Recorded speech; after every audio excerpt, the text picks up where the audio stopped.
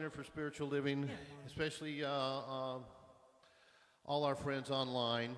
And actually, there's beginning to be more and more of them. So it's pretty cool to know that people are out there behind there looking at us. Kind of fun. So we're going to start it off like we always do with the song, This is the Day. So please rise and join in the spirit and get this service started. Ready?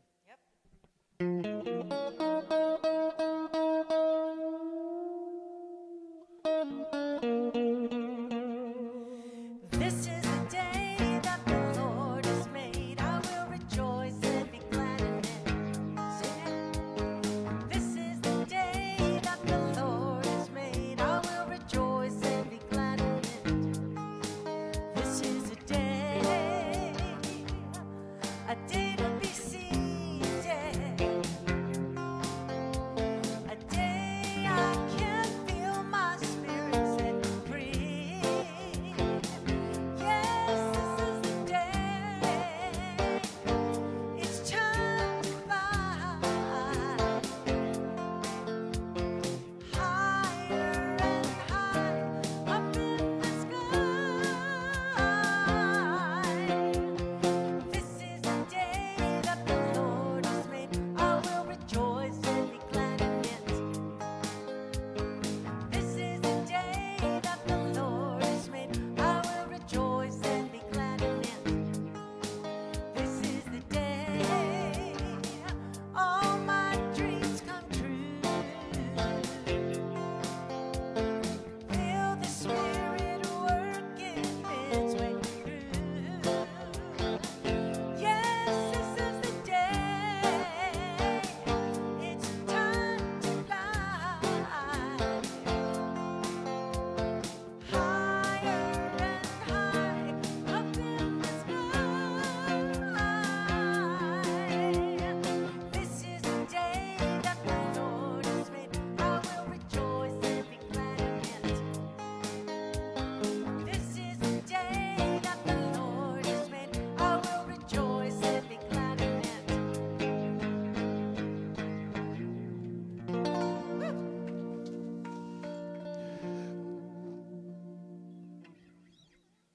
Okay. Good morning. Welcome to West Valley Center for Spiritual Living. My name is Reverend Clyde Goings. I'm the assistant minister here, and I want to welcome you guys here. And in December, our winter months have arrived. So, and all of our wonderful activities. So we've been having a lot of fun for the last month, and we're even going to have more fun this next month of December. So I want to remind everybody on December the 20th, we have our candlelight service at 6:30 p.m. And if you haven't participated or joined us with that, it's a beautiful experience. So please join us. Mark your calendars for that. And also, Sue Witter's going to be doing the Burning Bowl on the Sunday, December 31st at 6 p.m.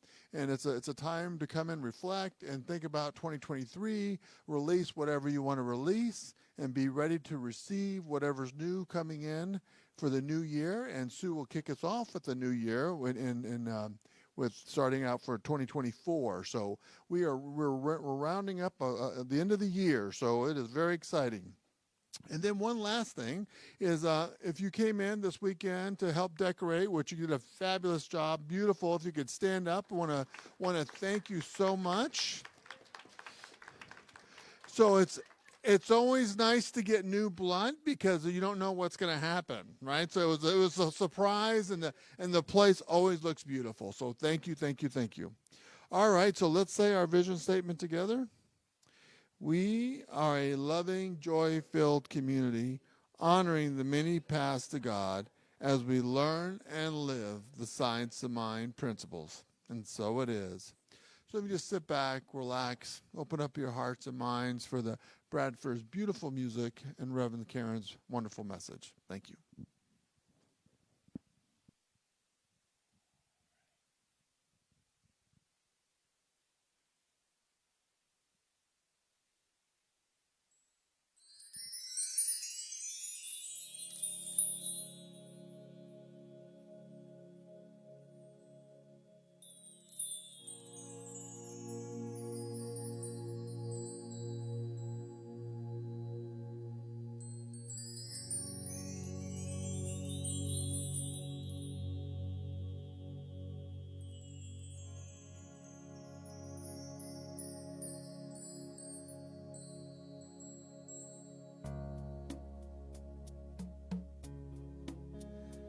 just take a deep breath.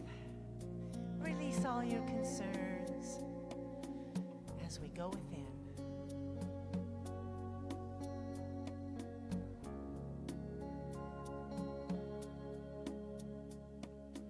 I will make a quiet place within my heart. I will wait upon the Lord, wait upon the Lord. Be still, my soul, be still. Be still, my soul, be still. Be still and know.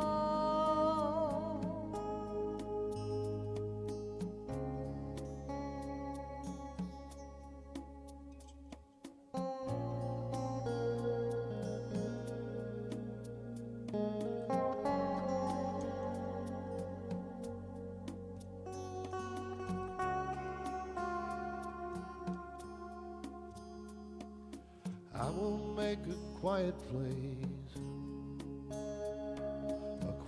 place within my mind. I will wait upon the Lord, wait upon the Lord. Be still, my soul, be still. Be still, my soul, be still. Be still and know. I will make a quiet place within my life, and I will wait upon the Lord, wait upon the Lord. I will make a quiet place.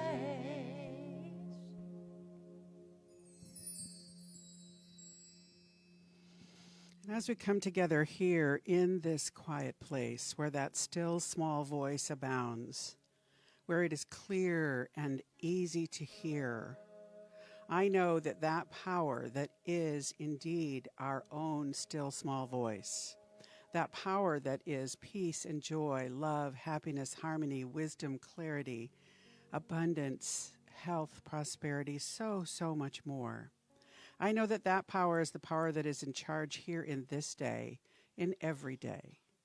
And that this service is an exquisite, beautiful, joy-filled idea in the mind of God. Therefore, it must unfold in exactly that fashion. That the Bradford's music as always lifts us and opens our hearts. Reverend Karen's message is divinely guided and inspired, and her words open us to a new way of seeing and a new way of being that allow us to move through life in a new way. I give thanks for this extraordinary group of people here in this room, online, watching today or some other time, knowing that we are all richly blessed out of our commitment to take the time and honor the truth of who we are. So I release this out into that beautiful synchronicity that is both love and law, knowing the universe has already said yes, and so it is. And my reading is from a small Ernest Holmes book called Living Without Fear. In it, it says, "We are self-conscious, individualized centers of volition, will, and choice merged into personality. The more we deeply penetrate this nature, the more significant becomes the meaning of that nature. It seems fathomless, boundless, and almost entirely unexplored. If we start with the theory that an infinite potential latent within us, that we have already reached a point in our development where this consciousness is growing to a great degree and measure, that this infinite possibility unfolds. We recognize this most significant fact. Our future progress depends on our ability to consciously cooperate with the nature and its laws, with the spirit of intelligence that animates all nature. There is an inner urge in our minds to grow, to expand, to break down the barriers of previous limitations, to ever widen our experience. This persistent urge is divine influence, an irresistible force that constitutes the greatest impulse in human experience. We are now equipped with sufficient intelligence to gain the necessary knowledge for our future growth. Purposefulness, which has already projected itself into our form and into our creative imagination. So listen deeply to this inner revealer. We shall find our footsteps more and more continuously as we move forward and are guided. So allow yourself to just feel that inner voice that guides and directs and leads in all ways. And so it is.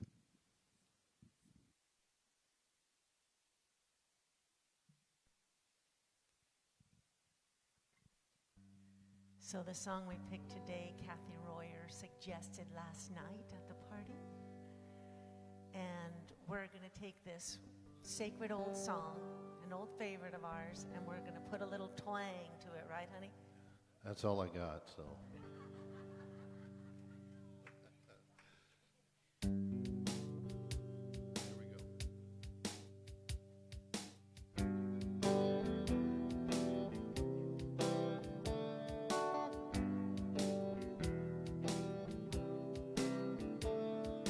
Let there be peace on earth, and let it begin with me. Let there be peace on earth, the peace that was meant to be. With God as our power, loved ones all are we. Let us walk with each other in peace and harmony. Let peace begin with me. Let this be the moment now.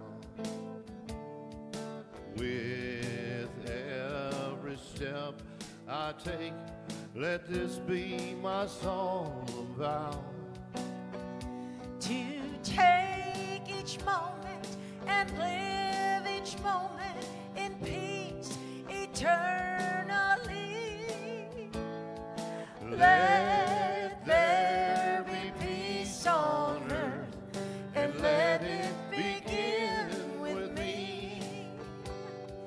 Let there be peace on earth, and let it begin with me.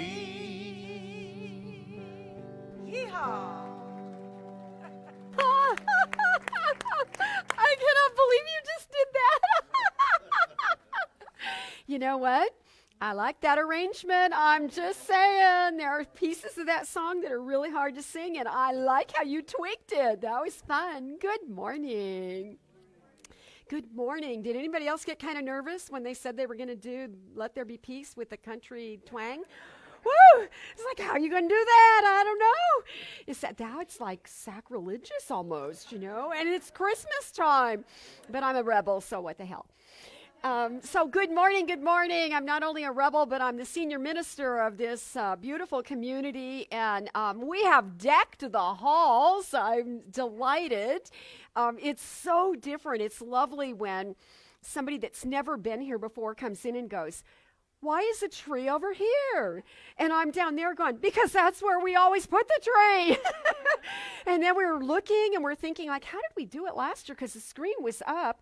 And then I realized, and then they all got afraid because I had an opinion, which is normal if you're the senior minister.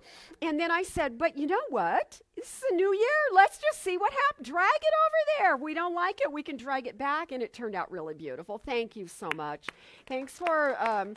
you know, when it's your turn to say yes and show up, and so many great things came from that. We did a lot of cleaning and organizing and things that we haven't done before COVID, for sure, before lockdown.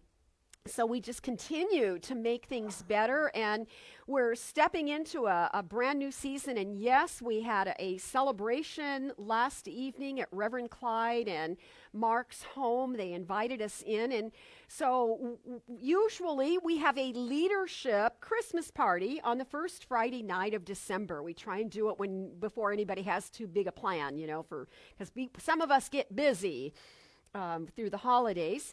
And we had this idea to expand it to just invite anybody that has served the committee. If you have been in volunteer position in any way, we threw a party, and we had a gorgeous, gorgeous turnout.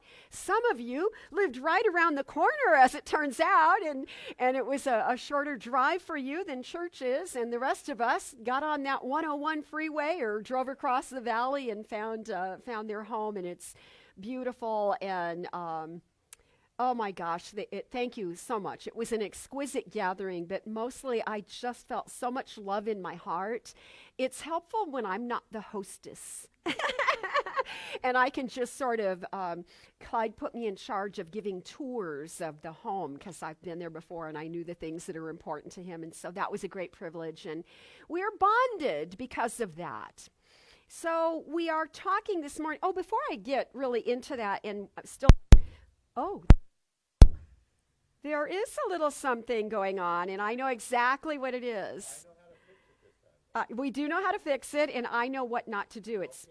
I'll squat.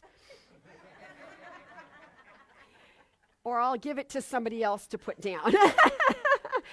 We have a basket of ornaments. So the tree is beautiful in the way that they've already decorated it. I think that runner under the tree has been missing for about 3 years. We did good finding stuff up there. But these are additional ornaments, and I think we did this last year, was the first time we did this, but we left ornaments for you to help us decorate the tree. So if you would like to come up after service, if you forget today, they'll still be here next week until the holiday. And you can add your own ornament to the tree. And I want you to put a special blessing for the community on that tree as you do that. So as we move through this season, the tree will become more meaningful. And that's what Christmas is about. It's about adding meaning in the ways that we choose to do that. And that's what I want to talk about this morning. The title of my message is The God-Intended Person.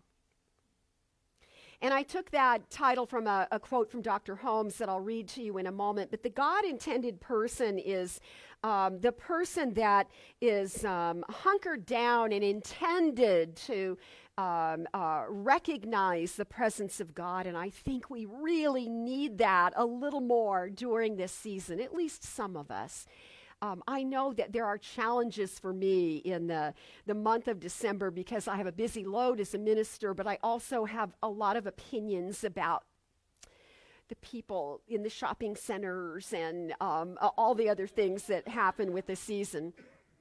So I like to dedicate my first December Sunday message every year to that idea that we can be God intended, that we have choice. We have been given this glorious gift of choosing how we want to show up. And so I like to anchor that idea and sort of invite you to consider that maybe you can move through this month in a brand new way, because that's what we're looking at with the theme of Christmas.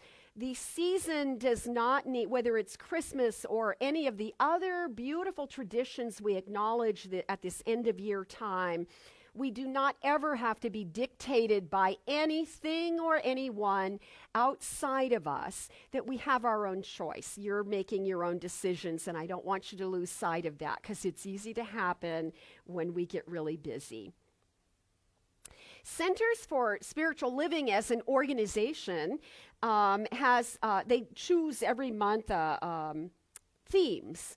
And then the ministers are at choice as to whether or not they can incorporate those themes into their monthly talks. And I do as much as I can, or as much as I feel I still have my own unlimited creative license to do my, whatever calls to me and what's going on in this community that we want to be talking about.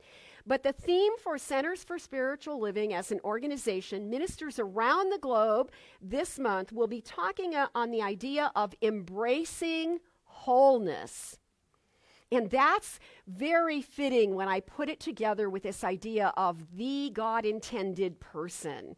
So I like that we're looking at the way we can unify, not only as a spiritual organization, but we are unifying with the theme of birth and renewal and possibilities of just unimaginable potential. And so we're looking at a bigger picture. We're looking at the idea of whole. What is the whole? And so I would remind you, and all of us, we are a perfect idea in the mind of God now. And you will be on Tuesday, and you will be a week from Thursday, and you will be on Christmas Day, and you will be on New Year's. We are always a perfect idea, complete and whole in the mind of God, and the only thing we have to do is take those glorious moments to recognize it, acknowledge it, so that we can incorporate it into the way that we're living our lives. So here's the quote that got me excited about this idea, the God-intended person. Dr. Holmes said, "The God-intended person already knows that he or she is one with the whole." So it's very simple.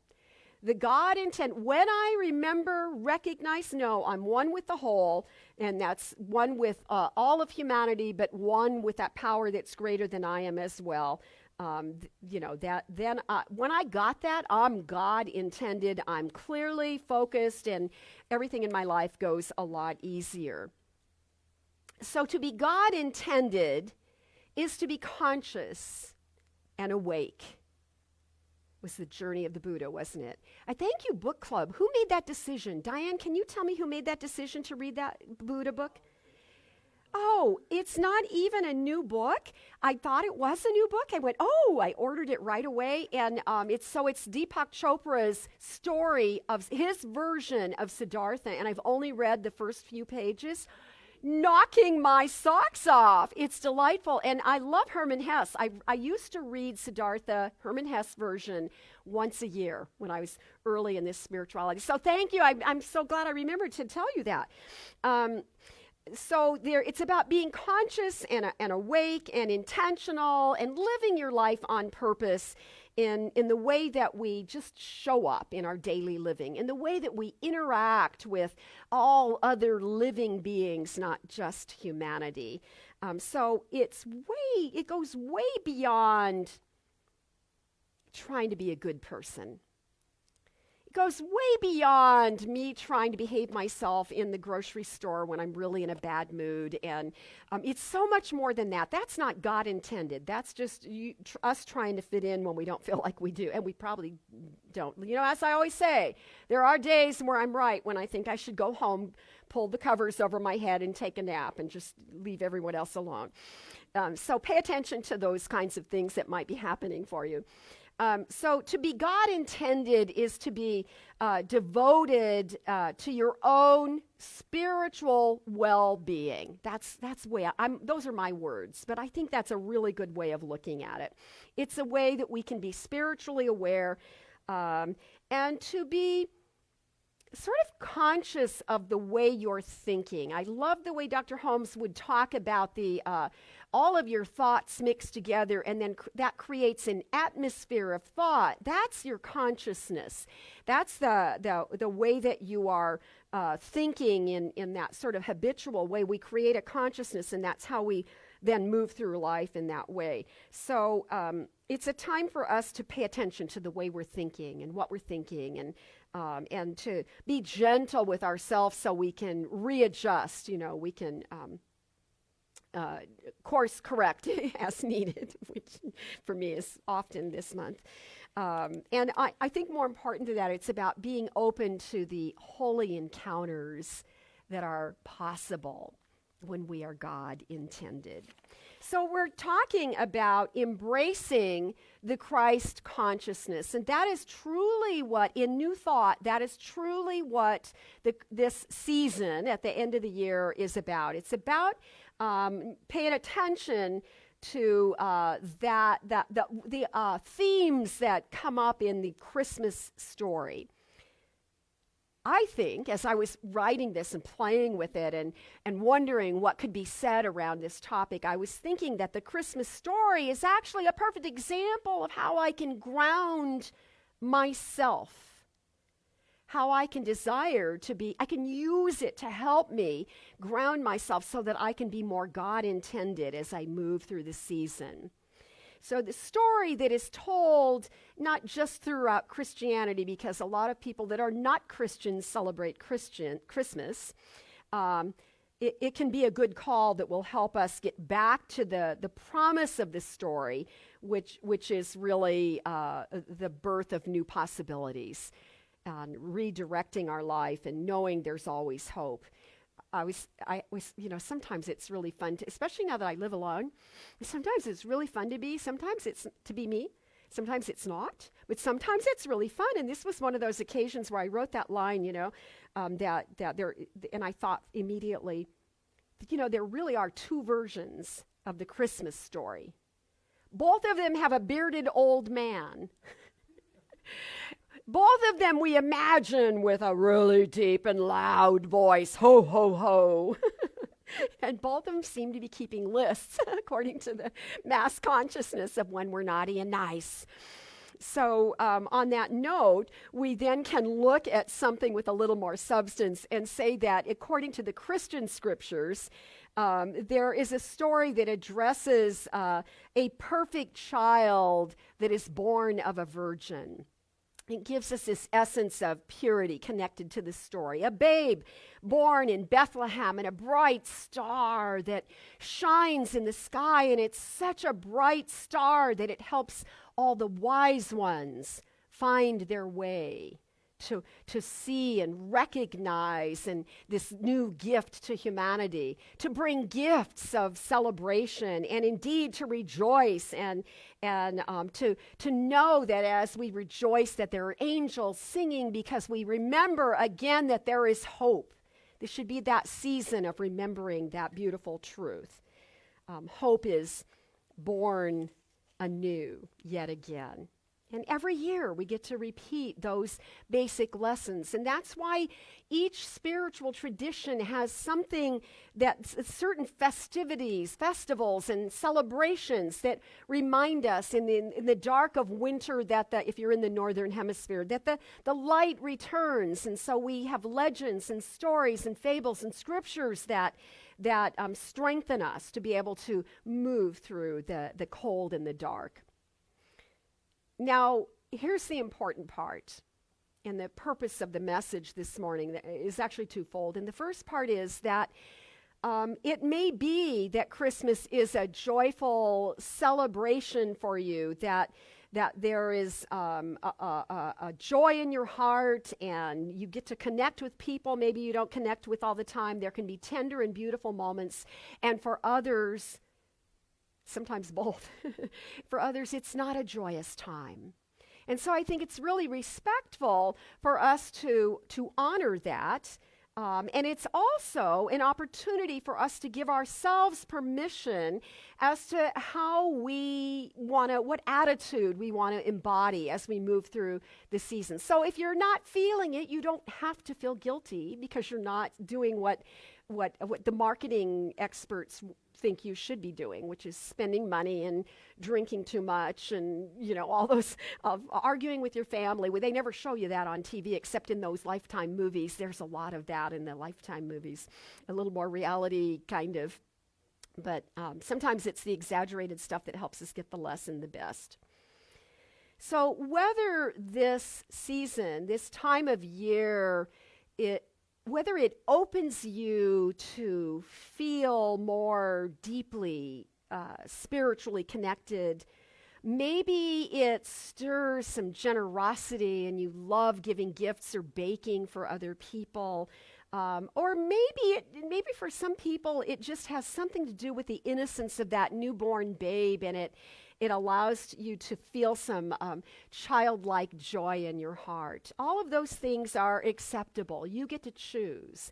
But I think that, and this is the second part of why this is an important message, it's helpful for all of us to remember that for some people, this is a season that will also bring sadness.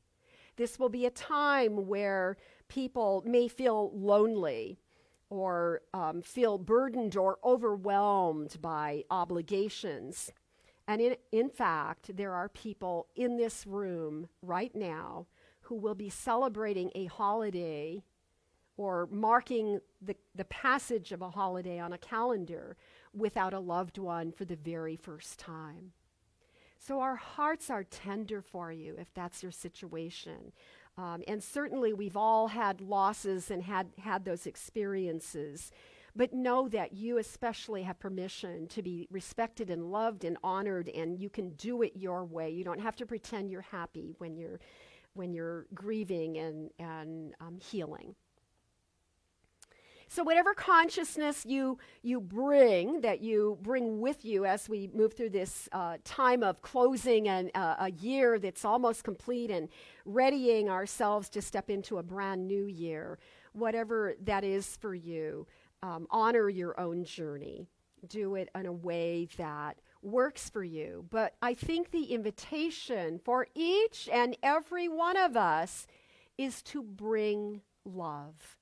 Wherever you go, whatever you do, make an attempt to bring the tiniest essence of love, if you can, to unexpected moments in your own experience. I think it's a universal invitation. Just bring love. And that's a way in which we become the gift, a gift that God is giving to the rest of humanity. Jesus was truly an example of a God-intended human. And regarding this idea of embracing our wholeness, he is someone who fully accepted his oneness with the Father. Those were words that he used, or at least it's recorded that way. And that becomes a very potent message for all of us. There is a reason that we continue to see value in the metaphors and the pieces of the story that we can, from time to time, relate to in a deeper way.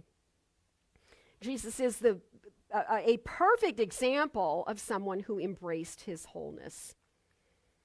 I looked up the Christ consciousness in the New Thought Dictionary, and it made this statement.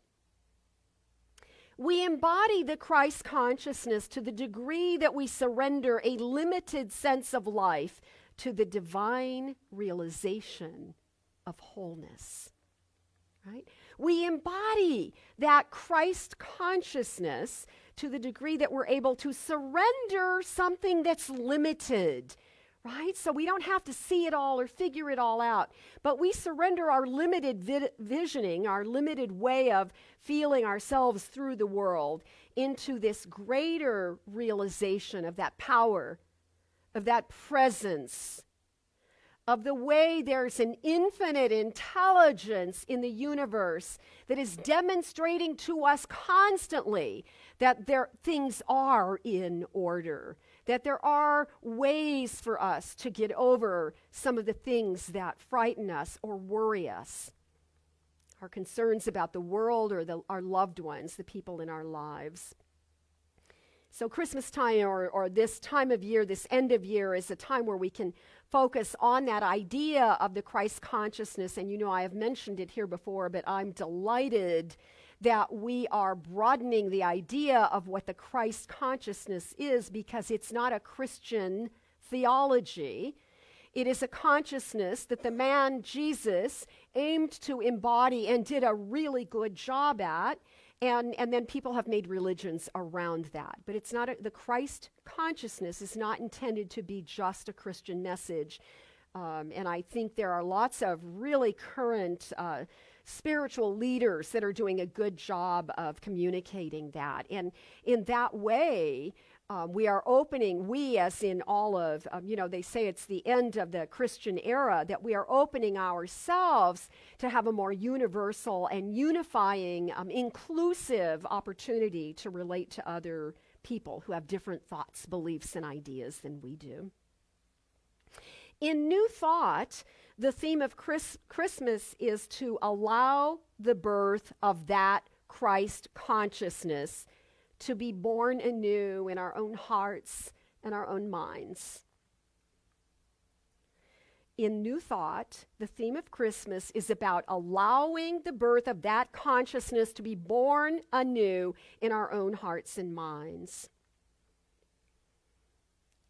I like that line that said, allowing the birth to unfold, because that's what birth is about truly.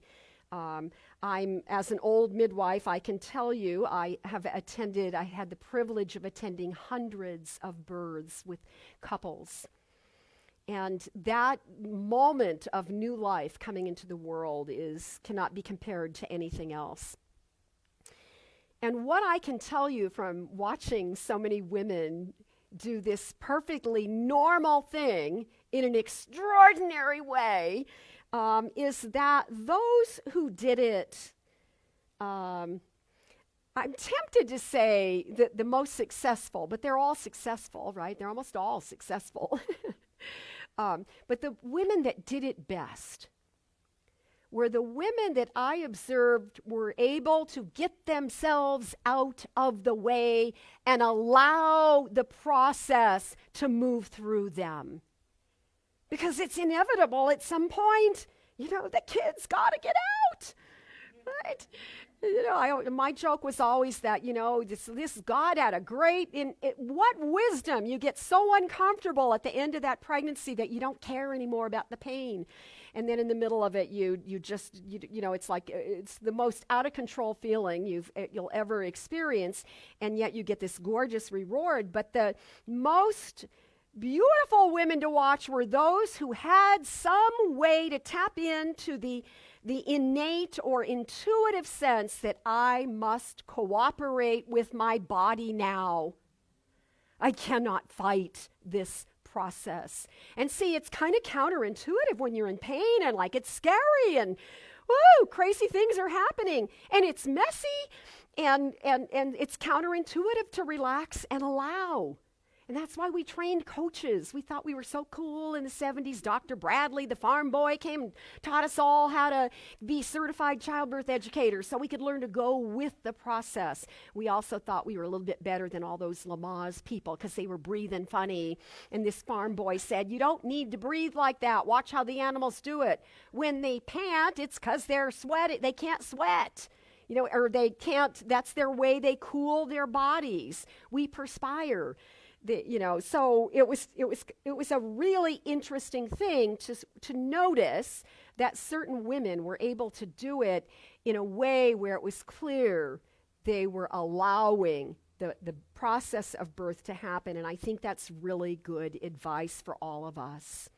We can resist change. Life can scare us and we can shut down and we can fight against it without even knowing that we're doing that.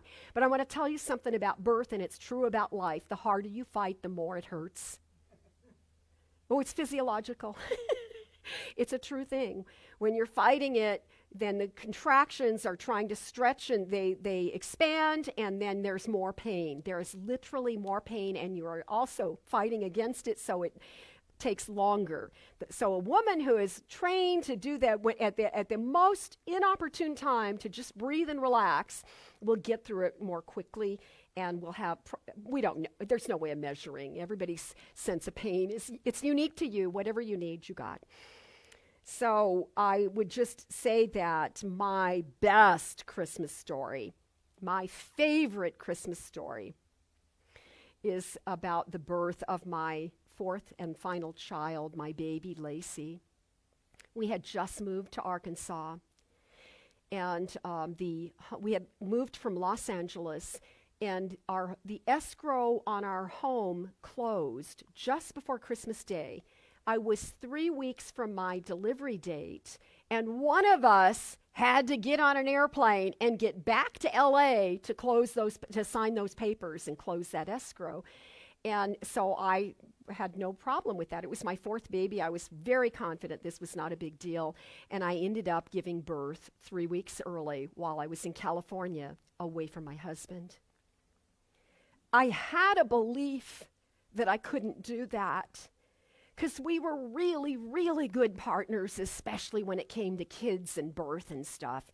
And I had always told, when I would sit in that class and teach those couples, I would tell the coaches, if somebody can't make it to this class, the coach needs to come. The pregnant woman can stay home, but the coaches need to know how to get us through that, because a good coach knows how to be a cheerleader and reminds you that you're close, that it's almost over, that every contraction has a rest, and that's how life is. And so I had to surrender in a way I had never had to surrender in the process of birth before. I had to surrender knowing that he could not be there, that we would not be able to bond together with that newborn baby. And for me, that was a really big compromise. But I didn't have a choice. So instead, I surrounded myself with women who loved me. And just like in ancient days where there was a tent where women would go to deliver, I had this safe haven of beautiful women around me. And we did a remarkable thing. And something incredible happened. So I labored on Christmas Day, and my Lacey was born at 5 a.m. on the 26th. I was not a virgin, and she was not a savior, as it turned out. But we made our new Christmas story. We did something miraculous. And it was a wonderful story that I have retold, and I will continue to retell many times. We created our own Christmas miracle. This is what Dr. Holmes says about Christmas. Each Christmas season, we can be a channel through which God's expression of greatest love is born again through us. This beautiful opportunity to allow God's greatest expression of love to be born again through us. When I read that, I just realize that this is a beautiful perspective of our humanity. So we look at these stories and these circumstances of our own lives where we have given birth to things we didn't think we could do. And we realize that we've always been at choice. That's your takeaway. We have always been at choice as to how we allow God's love to flow through us or to be born again through our experience of life in every circumstance. So I have a homework assignment for you. It has nothing to do with childbirth. Aren't you glad? I was thinking about that idea of giving birth to God's love. And I think that what I'm asking of you for this week, in fact, I hope that you will do this today, but I would like you to think just for yourself. What are 3 ways that what are 3 ways that I can allow God's love to express through me? Do that. And take your time. Be thoughtful about it. Maybe wake up tomorrow morning and journal about it. Have a writing about it. Ask God, what would you like to give birth to through me? Here I am. I'm your willing servant. And so here's what I thought. I was thinking of the way in which when we allow God's love to express through us, and because we're doing this in the spirit of the Christmas season, that we are really talking about opening ourselves, allowing Spirit's love to move through us, and then we as individuals become God's gift to humanity in a very personal way. And it might feel like it's a small thing because you're just one person, but it's a big thing. Plus, I asked you to do it 3 times. Think of 3 things. So here's what went through my mind. So I'm sitting at home writing the talk, imagine this, and I'm in a hurry because I got an important party to go to and I had to do decorating for Christmas, and so my schedule was all disrupted. And so I'm writing this talk, and I had this image, like, what would be a good example for me? What would one thing be? And I thought of how difficult it is for me to just even go into the grocery store when it's busier than it should be and things are picked over, and all I want to do is live my life the way I usually do 11 other months of the year. Well, maybe not November. November, it starts getting crazy in November too. But I thought of this. If you find yourself in a crowded marketplace, so not just the grocery store, any place they have goods or services, before you get out of the car, just do a quick self-check. Okay. Where are you? How are you feeling right now? Notice if you're frustrated. Know if you don't feel like you got a lot of patience. Just notice. And have tremendous compassion for whatever is revealed. Because you might be in a really good space, in which case you got a lot of love to give and it'll be easy. But do that check. Be accountable to yourself first. So in that way, we will not walk into the marketplace bringing our baggage and then projecting our stuff all over everybody that's not pleasing us, right? We'll bring our judgments with us when we do that. And if you notice that there are other people, so you get yourself grounded. You bless yourself before you even get out of the car. And then you get in the marketplace. If you notice there are other people who you are perceiving in not so pleasant ways, they're annoying. People are, we can be annoying. Then just notice that. And notice what your judgment is. Sometimes it looks like people are greedy, and sometimes it looks like somebody else's impatience can annoy us and make us impatient without even realizing we're picking up on theirs, right? So just notice that. Look to see the people that might be, not you now, right? Somebody else that might be missing the spirit of Christmas. They might be missing a little joy. And I want you to find somebody just privately, you don't tell anybody, but you take a breath and silently bless someone who seems to really need it. Now, think about that. If you can bless someone where you think you have seen discord and you can just silently bless that person, you are now, you are blessing yourself. You're shifting your opinions, right? You're letting that go. You're moving on. And then I thought, because I'm real imaginative, it's like, I thought, wherever you are, grab a product. I was thinking, like, if I'm in the grocery store and I see somebody that I need to bless, and I could grab the oatmeal and I could pretend like I'm looking at the ingredients on the back of the oatmeal container. But instead of reading the ingredients, I can be saying a little prayer.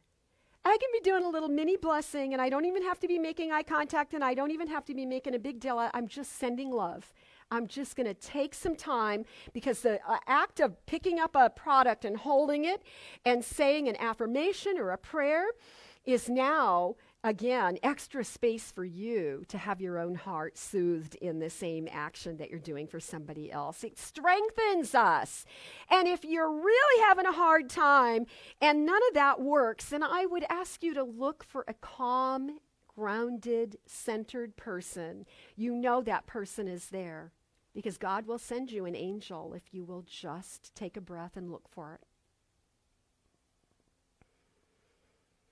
Look for someone that looks calm and grounded, and then imagine, we're just pretending, we're just creating a vision in our minds. Imagine that person is silently blessing you, and open your heart to receive those blessings. What if we could initiate the movement of love from activities such as this? I do not think it's a stretch to imagine it's possible. We want to be God intended. And I really want to be someone who is able to demonstrate the Christ consciousness while I'm moving through some hectic seasons here. And so I think that part of the gift for me will be in taking those moments such as we just played with, and realizing that these are real human beings that we are rubbing elbows with while we're in the marketplace over the holidays. Just like you, just like me, this person too is doing the best they can and having their own experience. And I think this is rich with possibility, because as I look at everything that the season means, everything that we've just discussed, what I realize is, let us not forget that God has given us this power, this presence, this law of little too excited, squat.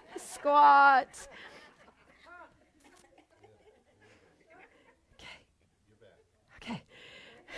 But this is the best part. But we have been given this example. This baby is born in a manger, grows to be this teacher, this great, has this fabulous ministry, and this one performs miracles. But he has told us that we too can perform miracles if we don't lean forward too much. And that we have superpowers that we can tap into.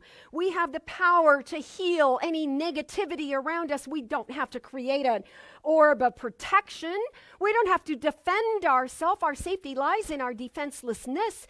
Therefore, we can heal the negativity around us. Imagine that you're no longer doing this, but you're allowing your light to shine, and that people are being healed from that energetic positivity. We know how to cast out demons. We got to cast them out of our own minds on a regular basis. And here's the best part. You can, I promise you, you have this superpower. If you would only use it, you have the power to resurrect the perfect parking place. All you have to do is put your demand on the law and wait and see what happens. We have been given superpowers, but the power is not ours. It's greater than we are, and we can use it. I read once that the meaning of Christmas is to carry peace and love and givingness to everybody you meet. That's going to be the affirmation I carry with me in my heart this season. I can't do it all the time. I may not even do it every day, but every time I remember, I've been a little more God intended, and then that brings a little more grace to humanity on the living planet. It is the gift that we bring. It is that giving of that gift is a part of the divine plan. I mentioned this last week. This is how we can say that we can be God's gift to others. It is the birth of the Christ in the human mind and heart. And so I'll close with this quotation from Ernest Holmes. We too need to be guided by a star of life to the holy place within us, where the child of God that we are is cradled in the arms of infinite love. Always remember that. That's what I wanted to say today. So take a nice, deep, cleansing breath.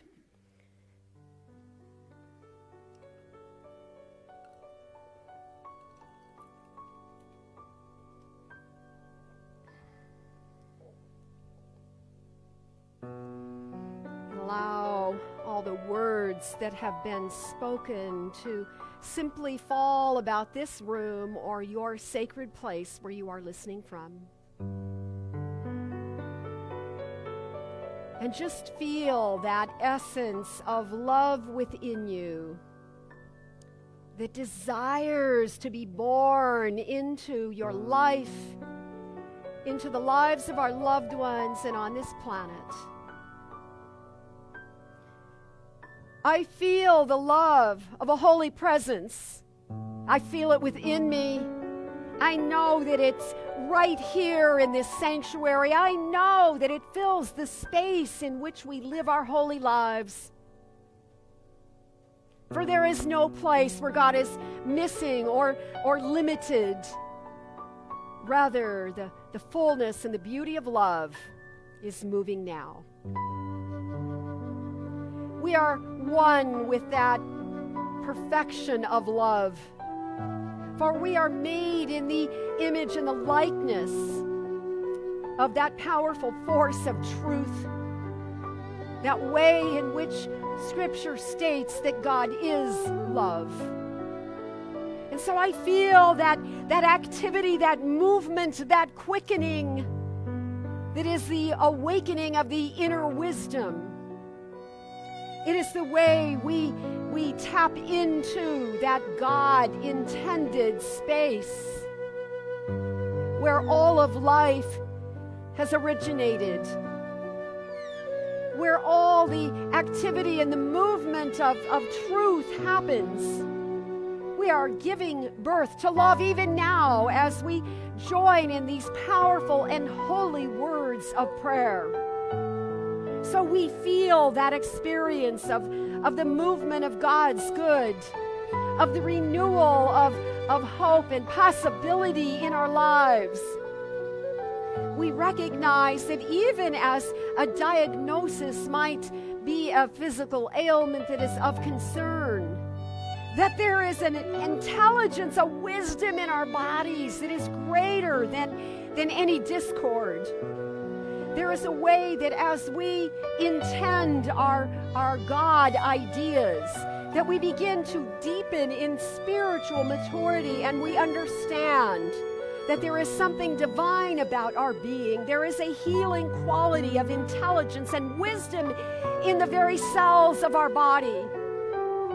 And so I am grateful to know that these powerful prayers are igniting that wisdom, that are shifting our own minds, our perspectives, so that we might enter into this season in joy with great beauty, knowing the power that is greater than we are is lifting us, supporting us, comforting us, and giving us the light, that light of that gorgeous guiding star, the truth of all illumination, that there is guidance, there is direction, there is comfort, and that indeed in that inner space, as we look at that part of us that is a child of God, we each are cradled in that infinite love, in the very tender inner portion of our self, our higher self,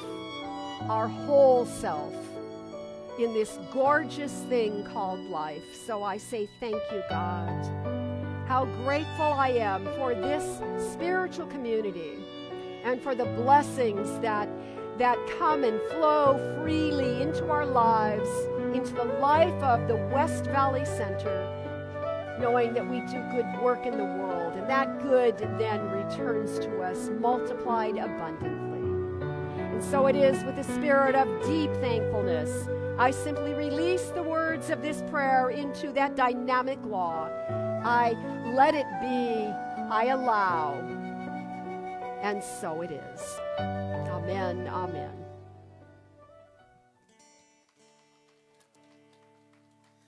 Grateful, grateful, grateful for all the love that I have. I am so grateful, grateful, grateful for all the love that I have. Everywhere I look and every face I see, His love reflected shining back to me. I just give thanks for all these simple things, the joy and peace that gratitude brings. That's why I'm grateful, grateful, grateful for all the love that I have. I am so grateful, grateful, grateful for all the love that I have. All right, thank you, Bradfords. I was just, I was thinking back there when Reverend Cameron was giving us our three things. I am grateful that Mark and I can check off one of them. We're like, oh, check. We only got 2 more to go. Anyways, so now's the time to celebrate the abundance of our lives and the abundance of our community. And so I just know that we are moving into 2024 with a lot of gratitude because our life is full. So let's say our giving affirmation together. I live in a consciousness of good. Divine love blesses and multiplies all that I am, all that I have, all that I give and all that I receive. Thank you, God, and so it is.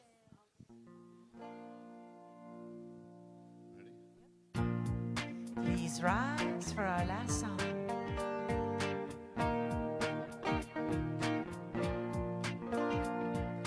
Oh, oh, oh, it feels so good to be alive.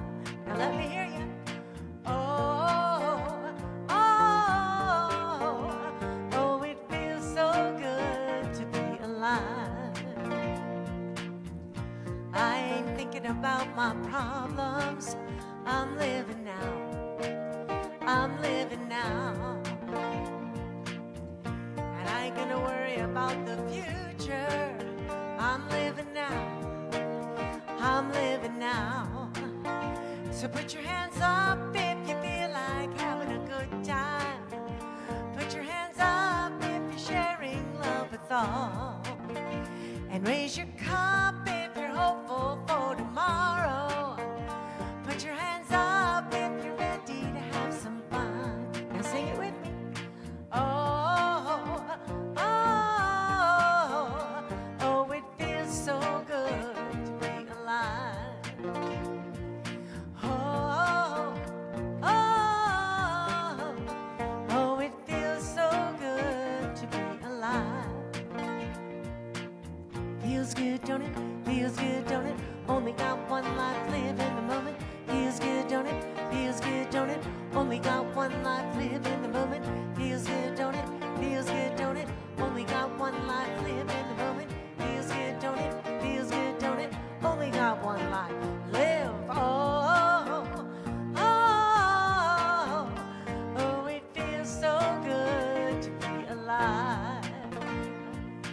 Oh, oh, oh, it feels so good to be alive.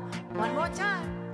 Oh, oh, oh, it feels so good to be alive. Woo! Ooh, thank you, Bradford. One thing I want to remind you, if you want prayer after service, you can come right up front here, and Sue is available for prayer. So I just want to remind everybody of that. So let's say our closing affirmation together. I recognize all the love in my life. I recognize all the love in my life. And I choose to express love. I choose to express love. And so it is.